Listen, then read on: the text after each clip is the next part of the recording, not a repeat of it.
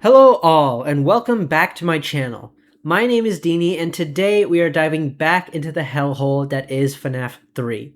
This is part 2 of my analysis on this game, and part 5 of my Solving FNAF Blind series. While it's not required reading for this video, I will be heavily building upon the foundations built there, as my theories and ideas are collected over the course of me playing the games. Today, we're tackling the secret minigames, nightmare mode, the good ending, the phantom animatronics, and how it all ties in with the rest of the story. So, if that sounds exciting and you've been enjoying the series thus far, please like and subscribe. I'm aiming for 100 subscribers before the end of the summer. And please comment your own thoughts and theories. I really love reading them and engaging with them. Alright, without further ado, let's jump into the game.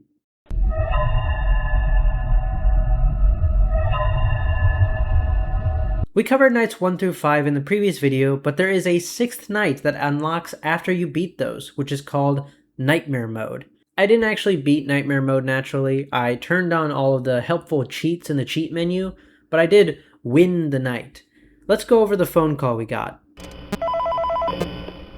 Hello. This is just to inform all employees that due to budget restrictions, the previously mentioned safe rooms are being sealed at most locations, including this one. Work crews will be here most of the day today, constructing a false wall over the old door face. Nothing is being taken out beforehand, so if you left anything inside, then it's your own fault. Management also requests that this room not be mentioned to family, friends, or insurance representatives. Thanks again, and remember to smile. You are the face of Freddy Fazbear's Pizza. That's the entire phone call, and there's some strange implications here that I'm not sure how to grasp. First of all, budget restrictions make no sense as the reason to close the safe rooms. That's just idiotic. I had first thought of the FNAF 1 pizzeria, which was explicitly stated to be run at a lower budget, so maybe that's the pizzeria these tapes are coming from, until I realized boarding up rooms to save money is a BS move. Something is going on in the safe rooms that Fazbear found out about, and are now trying to shutter from our memory, just boarding it up. However, in the Follow Me minigames, we do see some boarded up rooms from the FNAF 1 pizzeria, but curiously, not the safe room. The safe room is open as can be, and our killer has been using it to his own whims. Perhaps this is meant to imply that our killer broke open the safe rooms to use it again. My only other theory is that Follow Me does not show an abandoned Freddy Fazbear Pizza, but rather the night shift of that restaurant while it is open. The rats and leaks may just be another artifact of Fazbear being so broke they can barely keep their business afloat. If that is the case, then the killer, now becoming Springtrap, would be in that boarded up safe room, rotting until Fazbear frights. This also means that Fazbear Entertainment knows about the killer trapped there. They must have seen it and immediately ordered all safe rooms boarded up to cover up the evidence again. This is why we are told never to mention it to anyone. However, this doesn't make sense with the fact that the killer was breaking the animatronics each night. If he was truly the night guard, he would have been fired, or at least the restaurant would not be able to open with no working animatronics. There's a lot of contradictory evidence here, and I think I need to dig a little farther to calibrate my thoughts. But before we move on, let's discuss the newspaper clipping we get at the end of the game. It burns. Fazbear's Fright burns to the ground. A new local attraction based on an ancient pizzeria chain burned down overnight. Authorities have not ruled out foul play, but at the moment it seems to have been caused by faulty wiring. Very little was found at the scene. The few items that were salvaged will be sold at public auction. So this is interesting. The attraction burned down, just like the phone dude said it would. By the way, I've been informed in the comments that who I was calling Phone Guy 2, the young caller in nights 1 and 2, is actually called Phone Dude by the fans, so I'll stick with that name from now on. But now the question is, was it the faulty wiring and fire hazards surrounding the place, or was it on purpose? It seems like a massive fire, since basically nothing survived. So what's the deal here? My guess is that this was an intentional fire. Firstly, because of the foul play comment, and secondly, because this is a story, and it would be pretty unsatisfying for it to end with a random fire. Now the question is who and why? We have a few characters to choose from here. There's Phone Dude, the player character, the Fazbear building designer, Springtrap, or maybe the old Fazbear Entertainment CEO that we keep hearing about. We can get rid of Phone Dude as a suspect since he seemed actually invested in making this attraction run. We can also rule out Springtrap for one reason. If you brighten the image up on this newspaper, you can see Springtrap's head behind the little toy Freddy, staring daggers through the paper. This doesn't rule him out necessarily, but I think the implication here is that Springtrap surviving was not in the plans, meaning that someone tried to get rid of him completely. Put Springtrap roaming the streets as another bullet point on the never-ending list of FNAF loose threads. The CEO was never mentioned in this game, so maybe it was them, but I feel like they're not really in the picture anymore given Fazbear Entertainment's complete bankruptcy. That leaves us with the player character and the Fazbear restaurant designer. We can get rid of the restaurant designer since they are mentioned within the phone calls in the present, so unless we swapped characters at some point in the week, he's never stepped foot inside of Fazbear Frights. So that leaves the player character as the only human character really left. So let's say the player character did intentionally burn down Fazbear's Fright. Why? Well, before I go deeper into that, let's talk about some details in this game, starting with the animatronics.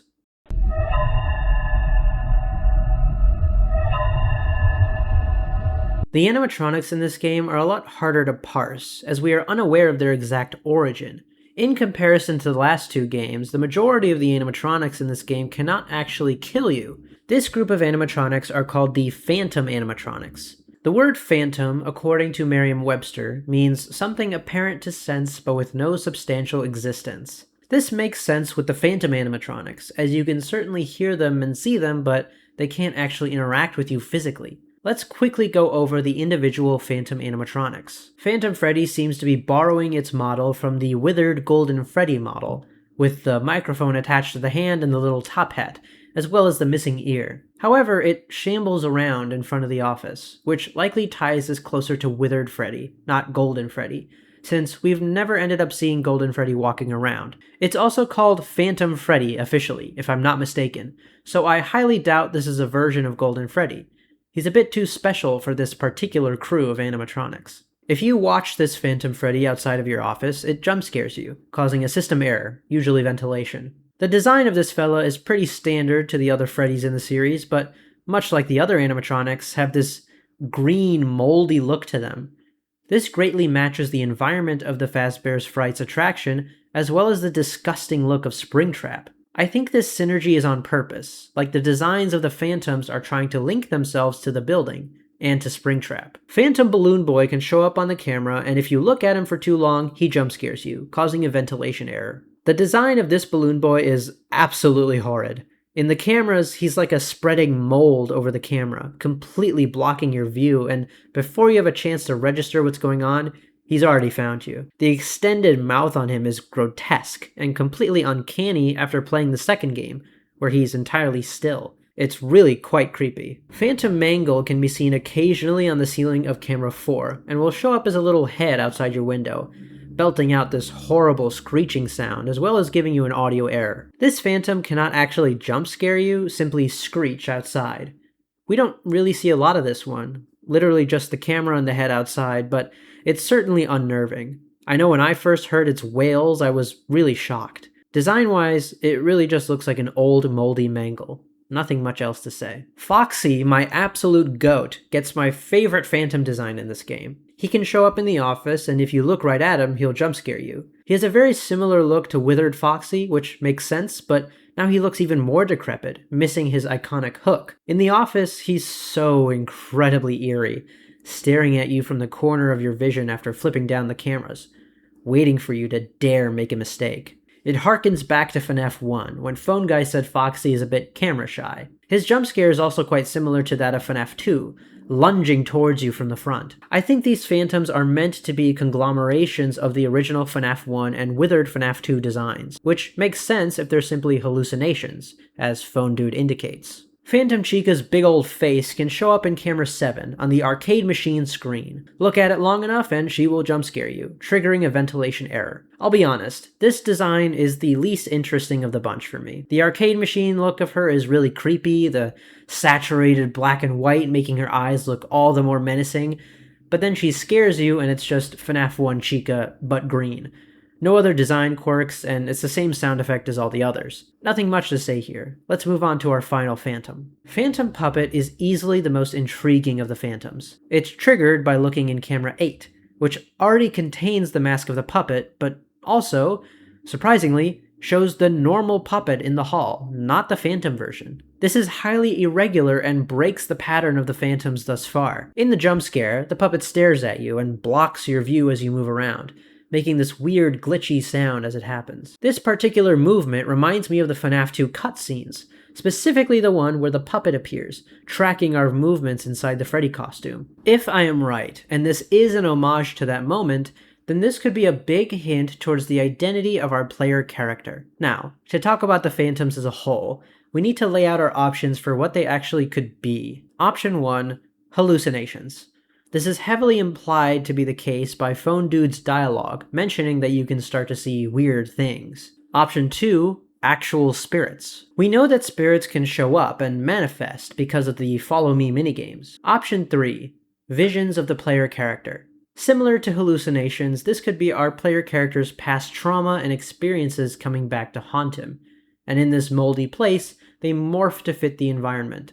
And option 4, leaking supernatural energy from the existence of Springtrap. I think I will get rid of option 1, as the Phantoms only start to show up when Springtrap arrives in the building, and there are already ventilation errors in Night 1, so it can't be a pure hallucination. I think option 2 is also wrong. In this game, it is explicitly shown that when animatronics are broken apart, the spirits that resided in them can manifest as themselves as humans, not the animatronics that they inhabited, meaning the Phantom animatronics cannot be just pure spirits. Also, I think if they were spirits, they would not have been called Phantoms. The word Phantom is very specific, which I think is intentional, to let us know that these animatronics are not actually dead people, as Phantom has the loosest connection to that concept than other words they could have used, like spirit or ghost. Option 3 and 4 seem to be most likely, and perhaps it's a combination of both. The biggest piece of evidence is the Phantom puppet, as she moves exactly like the FNAF 2 cutscene that I believe is a dream sequence in the mind of Fritz Smith. Yes,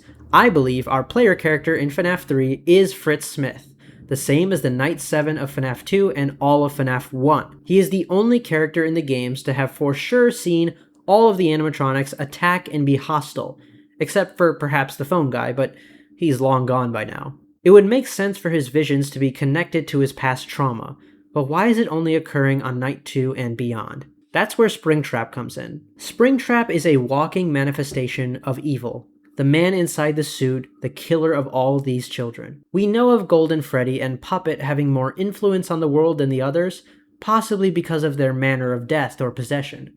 Springtrap was the most closely connected to his suit when in death, as it was the suit itself that killed him. It makes sense that he would be more in control than the others, as his real body is still actively inside the suit, never removed, always connected, for the past couple decades probably. He is the progenitor of all the death and evil in Fazbear history, and his aura of evil follows him into Fazbear's Fright, manifesting as versions of the animatronics that have been previously pulled into being violent, child spirits that can do nothing but lash out.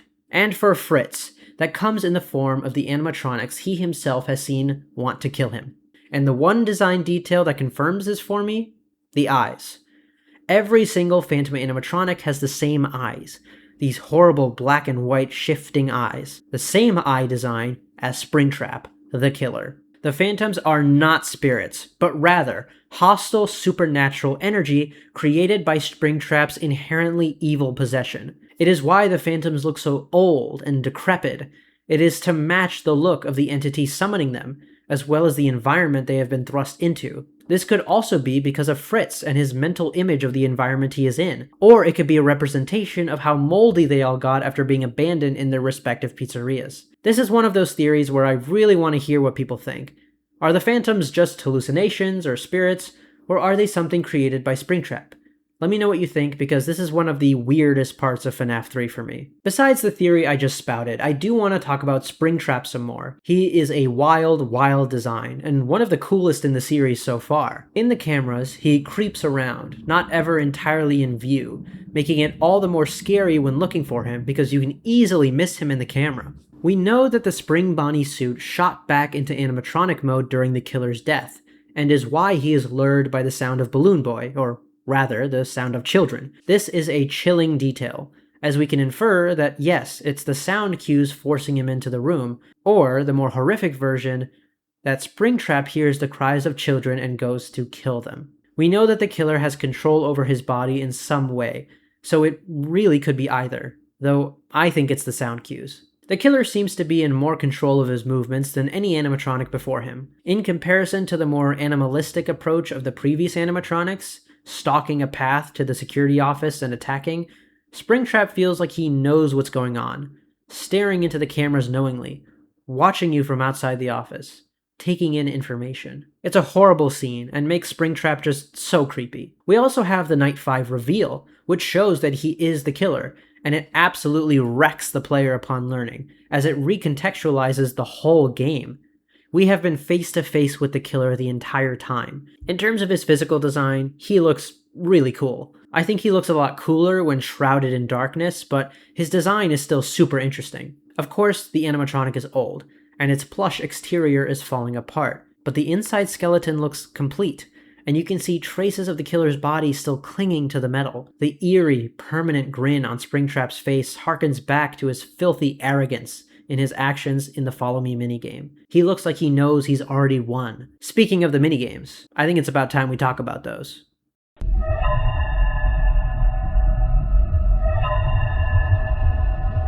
The first minigame I want to talk about is BB's Air Adventure. Let's roll the tape.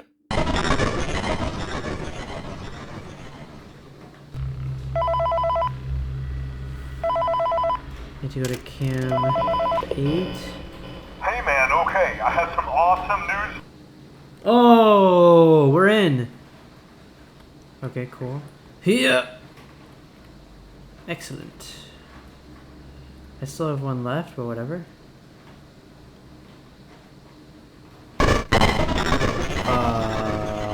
Okay. Clearly I did something wrong.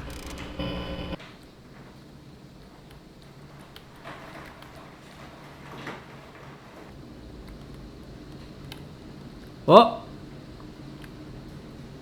Oh! Oh! Oh! Oh!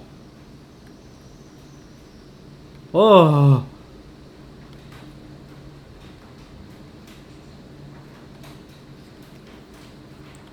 Hopefully the thunderstorm is giving you good ambiance, dear audience.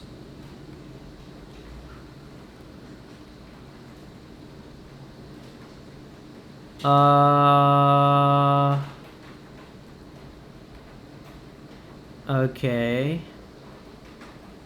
Sure. Oh.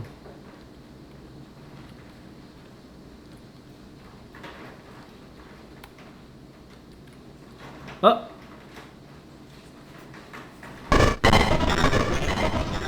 Okay. You play this NES-looking game as Balloon Boy, traveling around collecting balloons. If you collect all the balloons and find your way to the left wall, you can glitch out of it, falling into a grayscale pit. Walking to the right reveals 3 crying, dark balloon boys under the shade of a large tree. For me, this immediately brought to mind the newspapers from FNAF 1. When he was caught, the killer had 2 batches of murders that had to be connected to him, a group of 2 and a group of 3. This group of 3 appear to be represented here as these darkened balloon boys, with tear tracks very reminiscent of the look of the dead children in the other minigames. Moving forward, you can return to the normal world and collect a flashing rainbow balloon to end the game. To trigger this game in the first place, you have to double-click the Balloon Boy poster in camera 8. Now, why would we have to do that, and what could this even mean in context? And how would we have known to do that? Well, in the first of the Follow Me minigames, there's a hallway with 2 hints in it. The one on the left says BBDBL click, or Balloon Boy double click. Yes, the hints are a bit esoteric, but there is a logical train towards this conclusion. In terms of how to glitch out the game, I have no idea how people figured that out. We have the one remaining balloon to collect as a hint, but besides that, I think people just stumbled upon this. To be clear, I had to use a guide to discover all these games and their secrets. The next minigame is Mangle's Quest. Roll the tape.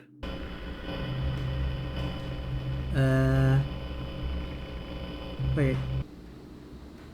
Oh! I'm just a floating little head.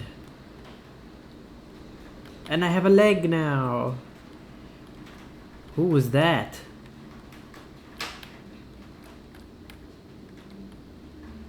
Here. Hey, kid. Oh. I wasn't supposed to do that, was I? Okay.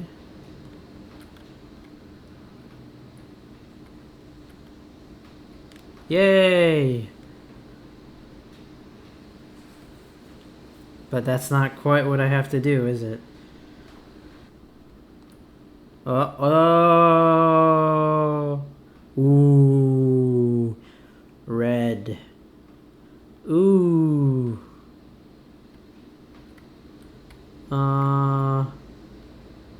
Hi. Bye. Oh! What's this? Oh, birthday cake.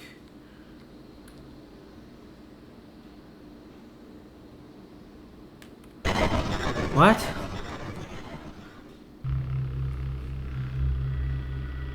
Sorry? Mangle's quest is triggered by hitting the buttons on the arcade machine in camera 7 in a specific pattern, the one seen in the same Follow Me minigame as the last hint, but on the right. In this game, you play as Mangle, collecting pieces of itself after being destroyed.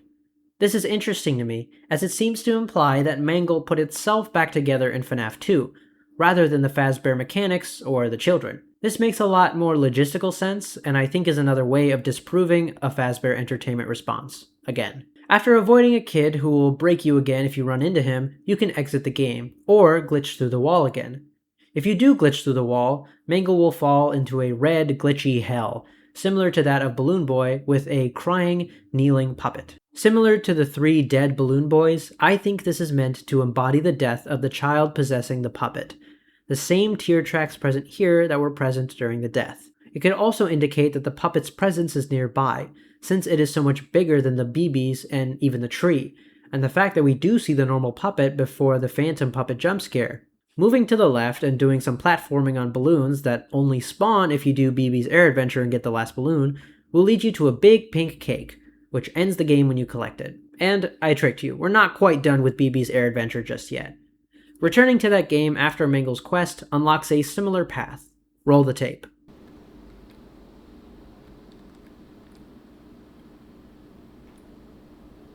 Oh.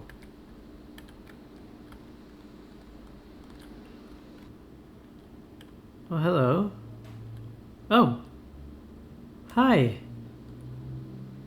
Cake. Okay, sure. Balloon Boy can do this platforming and give this child a cake, and the game ends. I will go over what I think all of this means later. But for now, the next minigame is called Chica's Party. Roll the tape. Oh. Jesus.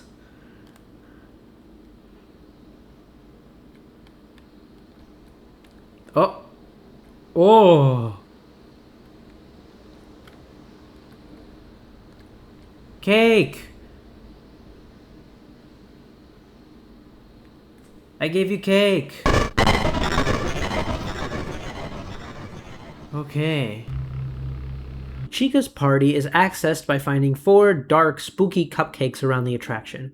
When collected on the cameras, the game will start. This is hinted at in the second Follow Me minigame, as can be seen here. In the game, you collect cupcakes as Toy Chica and hand them to 4 hungry customers. Taking a secret path on the left leads you to another dead child, who you can give cake to. Nothing much else to talk about here, so let's move on to the next game, Stage 01. Roll the tape. 395248. Oh! I'm Freddy Fazbear. Hello, children. Oh, dear. Okay. Okay. Okay.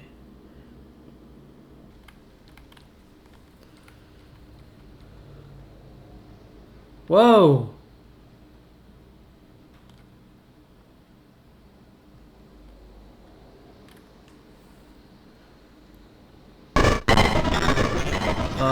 Okay, I did that completely on accident, but whatever. Stage 01 is unlocked by clicking the wall tiles in your office, specifically the code 395248. This is seen in the third Follow Me minigame. This is the most esoteric of the hints, and it's kind of crazy anyone managed to find out about this in the first place. In the minigame, it seems like we play as Golden Freddy. This is huge. We haven't seen Golden Freddy in action before. In fact, it seems to me like we're likely playing as Fredbear, given the fact that we only hear of Golden Freddy being active in that mode. Although, now that I think about it, we've seen drawings of Golden Freddy / Fredbear in the FNAF 2 and I believe FNAF 1 location, so maybe he was more active than we thought. Either way, I think this is Fredbear, because of the animatronic right next to it.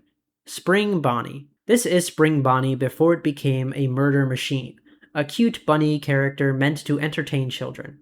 It's sort of uncanny to see, now that we know where it ends up. Because of the player character being Fredbear, I can imagine that this place is the Fredbear's Family Diner. This has a pretty shocking implication that Spring Bonnie was present at Fredbear's Family Diner. We will go over what this means later on. Fredbear can glitch outside the game and eventually float his way over to the right, to give another child a cake, which ends the minigame. The next minigame doesn't have a name to my knowledge, so I'll just call it the Shadow Bonnie game. Roll the tape. Night 5... And as a backup state. What the... Oh, Jesus. Hey, Balloon Boy. Do I get the balloons now? Or should I take the same exits? Whoa, wait. I'm just flipping through. What the... Right? Yes.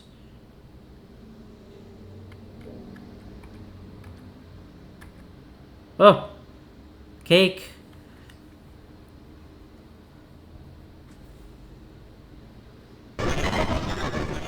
What?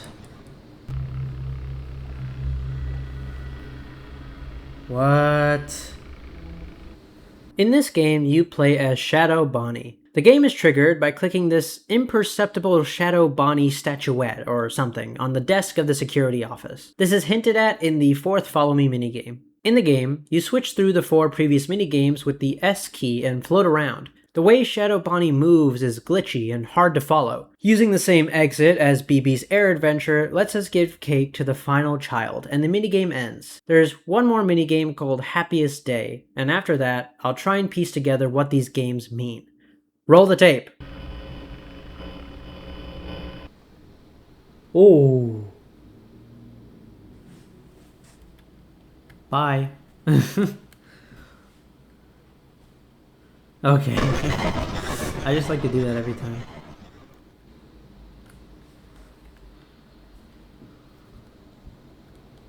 Okay.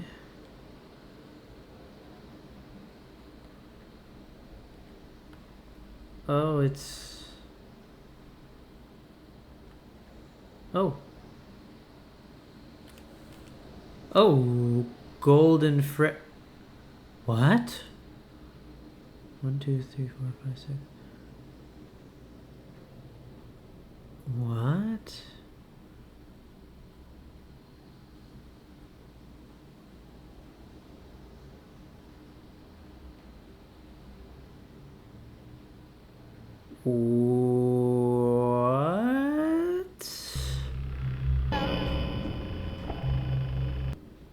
Yay!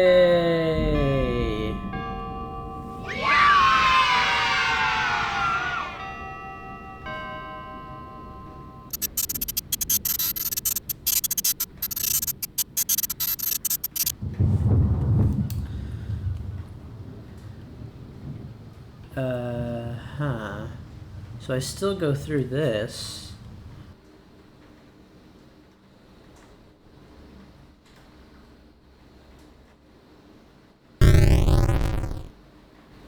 Well then.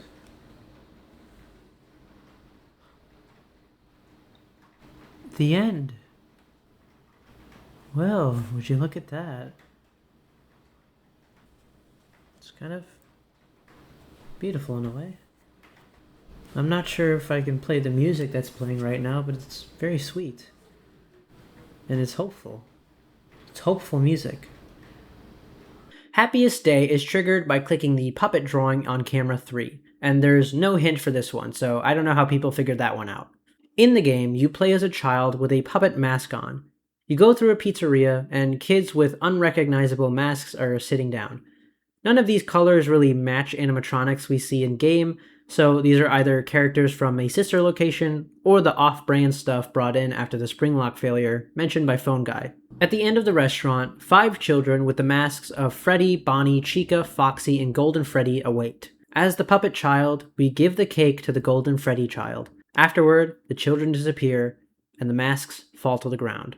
That is all of the minigames, and now let's try and decipher what's going on. My first question is, are these games actually real? As in, are these playable games in the universe of FNAF? My guess is yes. The Atari came out in the early 70s and the NES came out in the early 80s, and the style of the FNAF minigames is clearly an homage to these systems with their graphics. It would make sense for a company as prolific as Fazbear Entertainment to step into the gaming world. And it looks like they did it in the cheapest way possible, as these games are very simple, even by Atari standards. I think the 4 minigames we talked about, besides the Shadow Bonnie game and the Happiest Day, were actual video games. The Shadow Bonnie game, Happiest Day, and Follow Me feel much too grounded in the story of the tragedy to be real games made by Fazbear. But then, what are they? We see by virtue of Phantom Chica that screens can be altered by supernatural forces to show certain visuals, and it is my belief that there is a force changing the games that we play. And what is this force? The puppet. Not only is it the only animatronic besides Springtrap to actually show up in this place, but is also the one in control during Happiest Day, the ultimate ending of the entire FNAF 3 game. So, if the puppet is manipulating all these games, what is the motivation? I think the puppet is trying to release the souls attached to the animatronics of the original 5 children killed by the murderer. The puppet is the one that gave them life in the first place, raising them from their rest to help capture and take revenge on the one that killed them. These animatronics have been active for decades now, possibly longer than they were actually alive for, which is just horrible to think about. Once the killer released the spirits from the shackles of their animatronics and revenge was finally taken, the spirits are still active. The puppet, who is responsible for them being here in the first place, feels responsible for sending them back to where they belong. So, what are the minigames depicting? They are depicting each of the 5 main children being sent to rest, being hopefully sent to a place where they can be at peace. Their existence right now is hell, lost spirits constantly crying in anguish. The puppet gives them something to smile about, reminds them of the happiness they felt at Freddy Fazbear's Pizza before they were lured away, and sends them to wherever spirits go when they rest. They all collect at Freddy's with the Golden Freddy spirit being last to be contacted, and fade away. But something is different about the Golden Freddy spirit.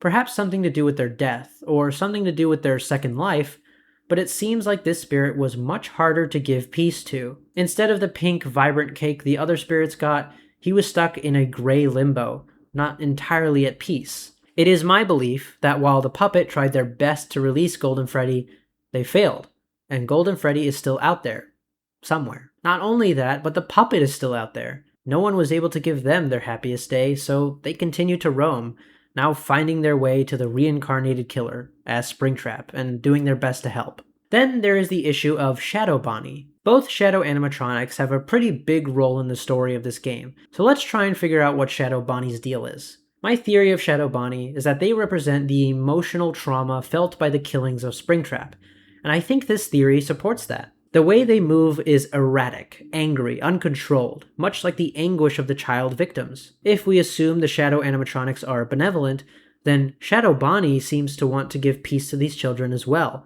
so it makes sense why the puppet would utilize this manifestation creature to do what's best. It's a simplistic answer to what I believe is a complex character, but without any other evidence, this is what I've got. Once you complete the Happiest Day and beat Night 5, you get the good ending. It's a screen very similar to the bad ending screen, but it says the end. and the core 4 masks no longer have lights in them, representing the spirits moving on. Strengthening my previous theory is the fact that the Golden Freddy mask is no longer present, to me indicating that they weren't put to rest and are still active, perhaps rejuvenated with anger at the thought of Springtrap roaming the world. I'm especially curious what people think about Golden Freddy here. Did Happiest Day free Golden Freddy, or is Golden Freddy still out there in some way? Please keep spoilers limited to FNAF 1 through 3, but I'd love to hear your interpretation. Well, that's my thoughts on the minigames and the good ending. Before we go into my final theory, I want to go over some smaller secrets in the games.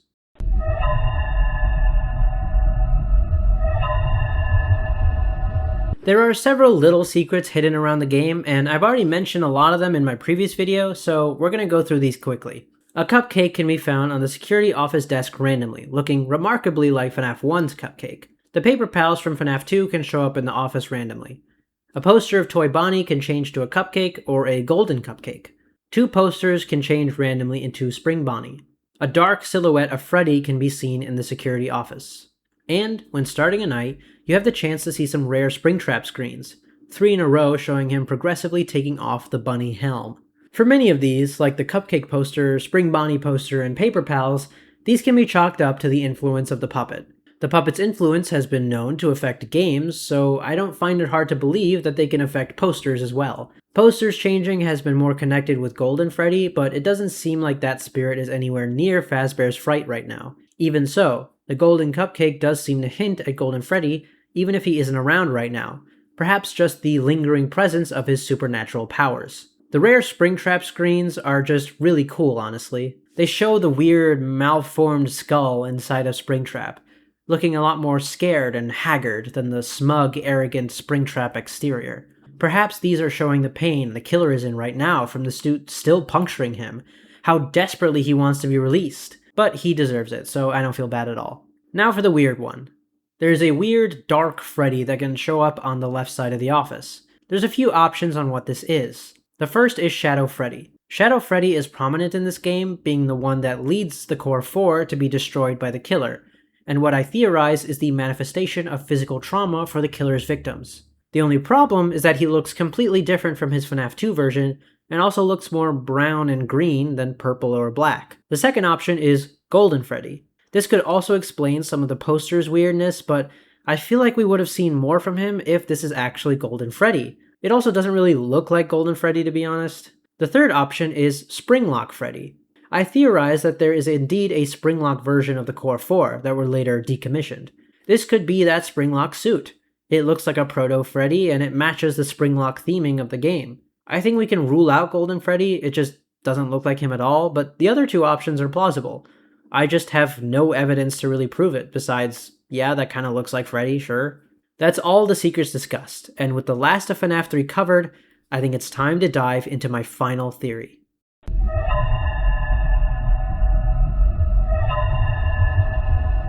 For things that I've already discussed and haven't changed since going over this game, I'm going to cover quickly. I will be going in chronological order and talking about the 3 games in their respective contexts. Without further ado, here's my final theory, so far. In the early 80s or late 70s, a restaurant opened up with the name Fredbear's Family Diner. It was a quaint establishment with one thing that made it stand out in the crowd, its animatronic characters. The 2 mascots, Fredbear and Spring Bonnie, entertained children while serving food at the same time. These 2 animatronics could also double as wearable suits, so that employees can go around as the characters after an animatronic show. This was done via a mechanism called spring locks that held the animatronic parts back when in suit mode. These spring locks were finicky and were dangerous. They were so dangerous, in fact, that every restaurant with spring locks was ordered to have a safe room that could be used if an employee needed to bleed out in peace.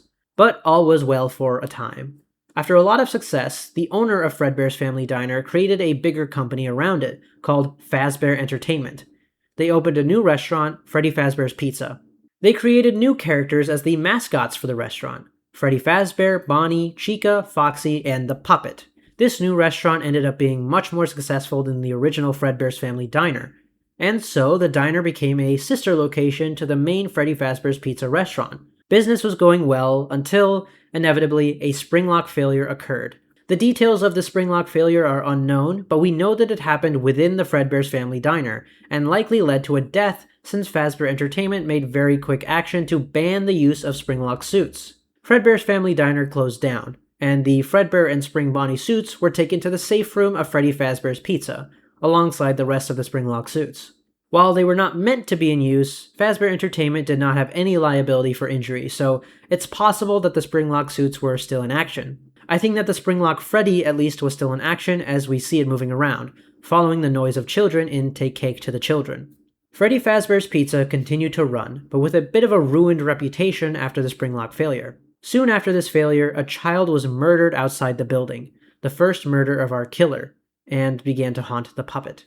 The murder couldn't be pinned on the company directly, but it was surely a hit to profits. Later on, the Springlock characters were replaced with pure animatronics, no suit mode. Things went on like this for a while until the killer struck again. This time, the killer was an employee of Freddy Fazbear's Pizza. Using the old Springlock suit of Spring Bonnie, still not explicitly banned from use by Fazbear Entertainment, he lured children into the safe room, the one that the new animatronics had no knowledge of. It was there that he killed 5 children and stuffed them within the new large animatronics of Freddy Fazbear, Bonnie, Chica, and Foxy. He kept the 5th child in the safe room, hiding him within Fredbear. Taking off the Spring Bonnie suit, he left the building.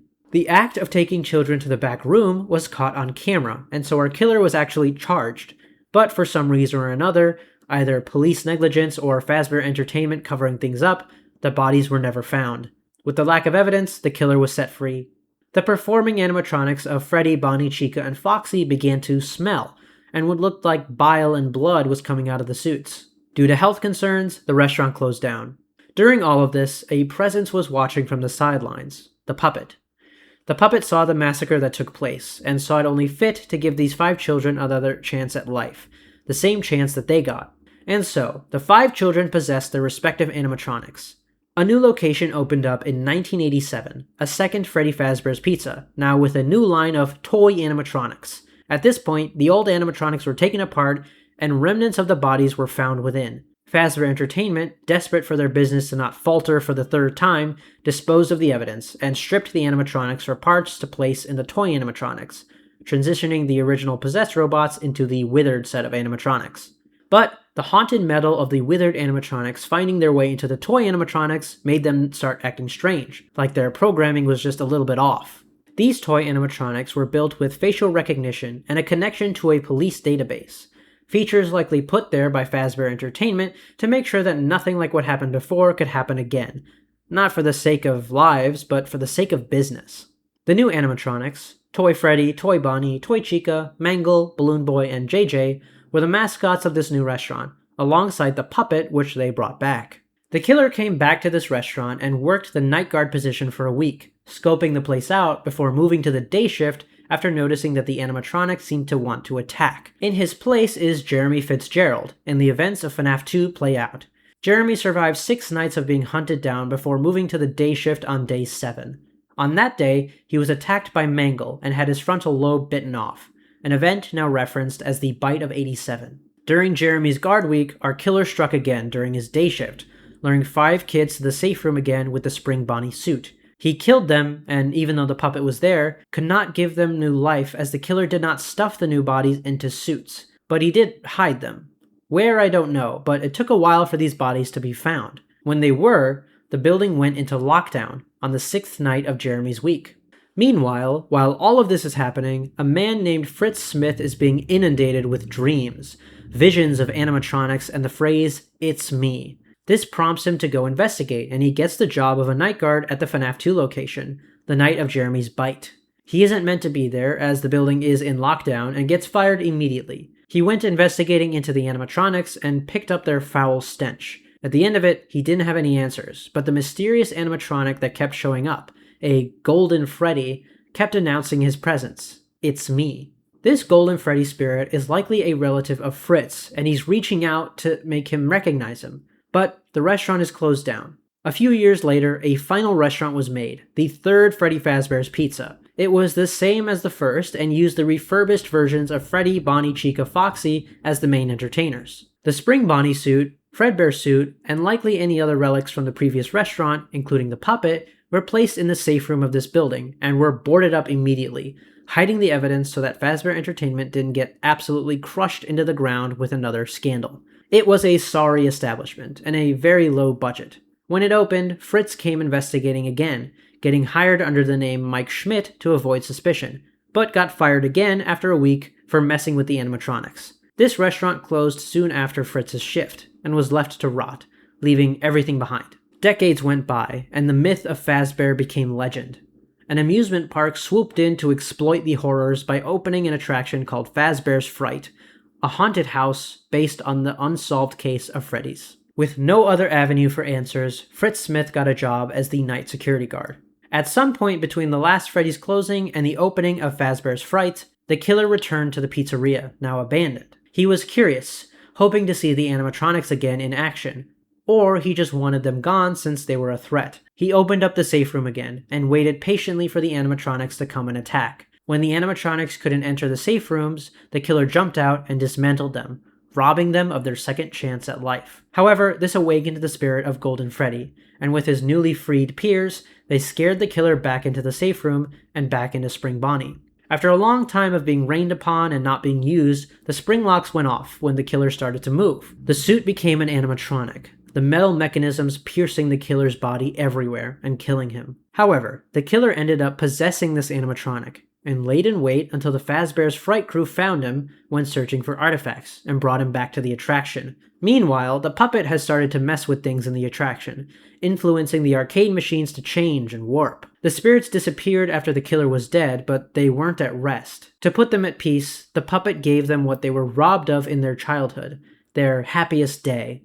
With the help of Fritz, the player character of FNAF 3, he played the game to the puppet's whims to supernaturally give the 5 lost spirits a nice, happy party, the tainted memory of Freddy's now fixed. With this, the 5 spirits were laid to rest.